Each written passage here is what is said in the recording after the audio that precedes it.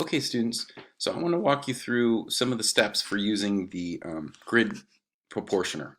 And this is going to be a really handy tool and make it easy for you to make a gridded out version of these high size files that you're going to pull off the internet. Now this happens after you've selected your painting. But let me just walk you through a few of the steps, and I'll close myself out of here just so you can see better. So right now I'm on the Wiki Commons, Wikipedia, and I have an image here that I want to use. It's the Apollo at the Forge of Vulcan by Velasquez. Just kind of an interesting subject matter. You should look into it if you're curious, but it's kind of a sordid bit of drama. Anyways, here's Apollo, there's Vulcan. You kind of see this weird symbolism. You know, the hammers are here in almost like a V shape. And because it was Spanish, they have some Spanish armor in the background. That seems to be what these guys are working on. However, this is quite an undertaking. This is like a 7-foot painting. And I can't imagine trying to do a transcription of this. For one, so small, and two, in the amount of time that we have. It's just too much to take on. So what I would want to do is crop this. So first of all, before I get to that, let's go ahead and go down here to the information. You can see here that this is public domain. All right, that means that this painting can be printed out by a print shop. You can, I'm pretty sure, just show them this information, if you can pull it up on your phone, to prove to them that it's okay to get it printed out at Staples. However, you know, sometimes they continue to balk. If you really have problems, I recommend going to Scrapbooker's Edge in Eureka. They're really cool. They have good printing machines, and they'll accommodate. So what I want to do first is get the biggest size that I can. And there's a couple of different ways of doing that. First of all, I have a Mac, so it's pretty easy. I just click on it. I can just open it up until it's the biggest size possible, and then just do a grab. Click it, pull it over here, and drop it off on my desktop. Okay, that's the easiest way to get the fullest size picture. Right? Notice how much I can zoom in on this. It's great. I can get in there and I could really I could start to see pretty much the kind of brush strokes the guy was using, Velasquez, you know, the sort of marks he was using for the highlights, the different quality of color, the sort of scumbled marks, so many different things. Look at all the colors in this, the chest here, sort of these oranges and blues in the skin tones. And here we have some greens kind of, but all things that you're only going to be able to see if you can really zoom in. So not only are you going to be using your two printed out versions, the best quality that you can get, but you also want to be able to access it on a computer, because then you'll be able to zoom in like this when you're working on very specific small details.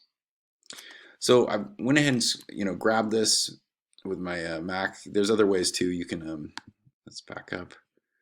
You can download, okay, and download original file size. See how big it is? It's huge. You want to make sure that whatever you're using is something of this nature, you know, in the 2000, 3000 range. If it's smaller than that, if it's like a 300 by 500 pixel image, you can't use it. It's going to be too small, and you're not going to be able to like see the amount of detail that you need for this assignment. Okay, so I've pulled that off, and let me show you in here. Here's my Fall Online folder. I'm going to Painting and Lab and some examples of old masters. Another one I picked, this one's quite popular usually, Lady with Ermine by Leonardo da Vinci. Let me see if it'll come up. There we go. So I have this one saved on my computer. Just as a backup, maybe I want to use this one instead. Close that out. I forget the names on there. Here's a really cool still life. Flemish still lifes are quite popular. Sometimes if you don't want to paint people, this is a good option. I just like this one because of the shells. It's beautiful. But even this is quite a bit to paint. You know, I might want to consider cropping this down. And there's a couple of ways of doing that. Okay, close that. And then I have my Velasquez. Here's the Apollo at the Forge of Vulcan. Okay. Now I went ahead and just using my own computer photo storage, I cropped a version that it was a little bit more in tune with what I thought I could accomplish in the time that we had. To me, I mean, I could probably even just sort of edit out that guy's arm right there. Just having these two main characters and sort of the interaction between the two, to me, makes for a good painting. And it still gives me the opportunity to practice and look at the things that I have.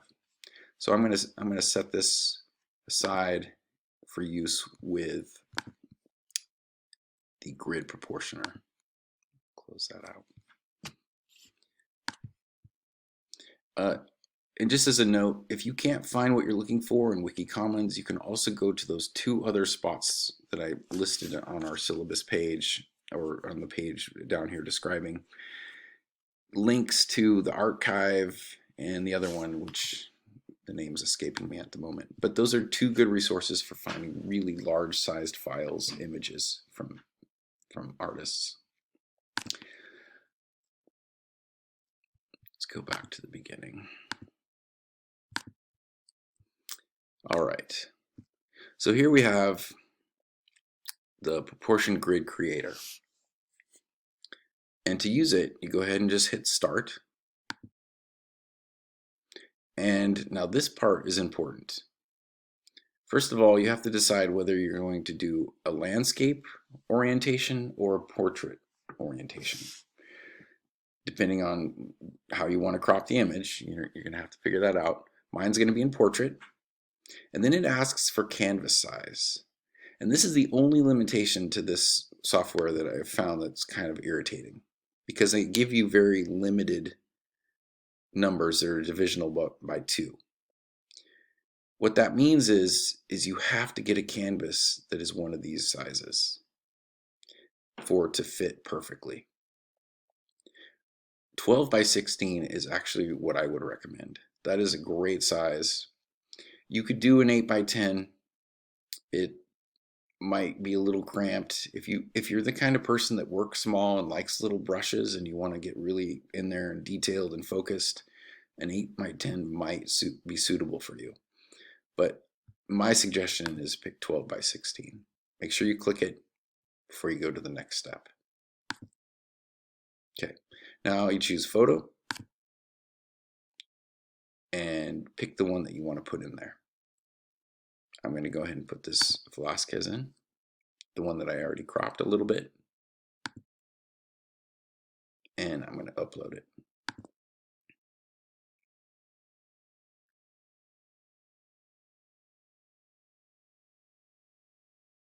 Okay, and then go to the next step. Now this one's kind of silly. It asks you to rotate it. I mean, if you can see that your photo is obviously sideways, then go ahead and do the rotation thing to get it how you want it to be. But mine happens to be right, and it should be no problem. Next step. Now this is the part that's tricky, and it's very important that you follow this step. So in the step 4 crop, you have to crop it, and I'll show you why. Because right now I have something that isn't exactly going to fit into a 12 by 16 format. However, when I use the crop tool, it's always going to be in the proportion of 12 by 16. Do you see that? It's always going to be in that proportion. So you have to use this for your grid lines to come out square. So go ahead and pull it up and make it as big as will fit. You can play around with the placement of things. You can move it up and down. I'm kind of losing some of the V at the bottom, so I'm going to try to make it bigger. And let's see what we have up here. That's a little bit not enough head space, so maybe I'll go up. Okay, that looks pretty good there. I lose a little bit of one of the hammers, but I don't know. This is just about the best I can do.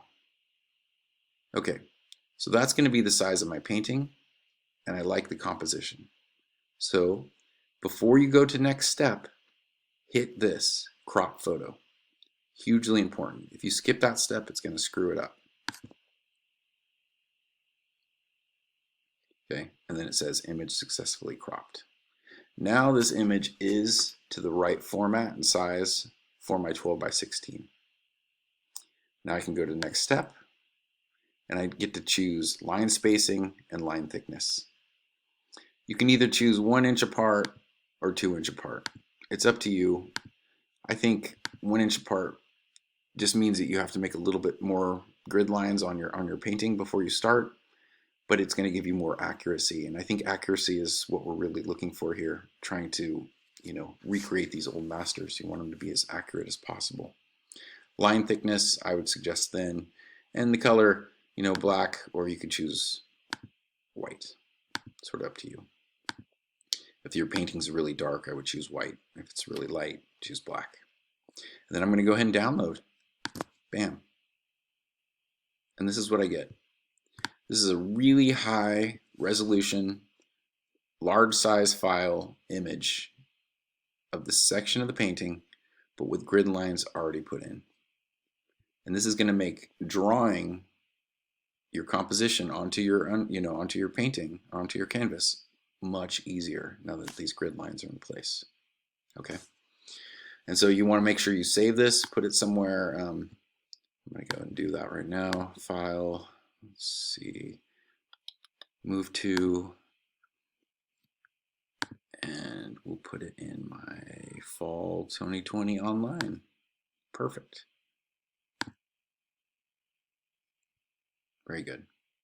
I can close that. And now I'll back up here. There it is. Okay. And then you want to put it somewhere safe that you won't lose it.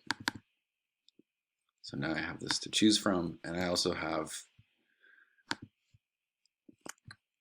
the online version. I can go over here back to this Velasquez and zoom in.